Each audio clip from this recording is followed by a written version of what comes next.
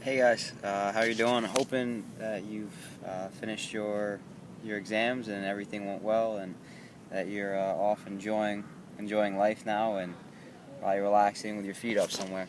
Um, and this is especially for those of you that are going to be traveling. I was thinking, because as I'm right now on an island in Budapest right now, and one of the things I've been doing a lot of is eating food while I've been traveling. And one of the thoughts that came up is that maybe it's a bit challenging for some of you guys to go out and go traveling and maintain your vegetarian or vegan lifestyles, because I've had some contact with other people where we're in these stores, or especially eating out, and we're looking over each other's food, and I'm enjoying mine, I'm making some noises, they're doing the same, and I'm looking over what they got, and conversation comes up because the food is so good. And I'll ask them, so are you vegetarian or vegan? And they say yeah, yeah, and I say, okay, cool. And then but they'll say, well, except when I'm traveling, or when only when I'm at home. And I say, oh, okay, how comes that? And they'll say, well, a number of different things, like I don't want to miss out on anything. That there's not enough options. That there's always something comes up. It's different for everyone.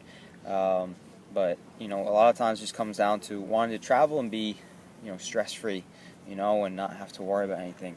And I really do get that.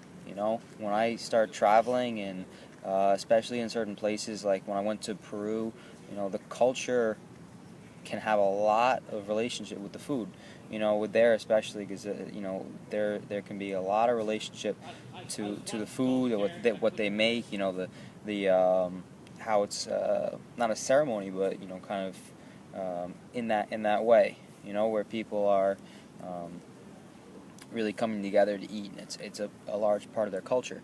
And so when I say things like I'm vegan, or I don't eat that, you know part of me understands that maybe I'm not really completely letting go, or completely in their culture, or something's holding me back, and for me it's maybe it's a little disappointing, but really that goes away when I understand why I'm doing this. And that's what I really want to get into, is our beliefs. We have all these beliefs about what's important to us when maintaining a vegetarian and vegan lifestyle, or going towards those ideas or those lifestyles, and to have those be a part of our life when we're at home, when things are pretty easy, we know everything's comfortable, and then to come out and go travel and to forget those beliefs, um,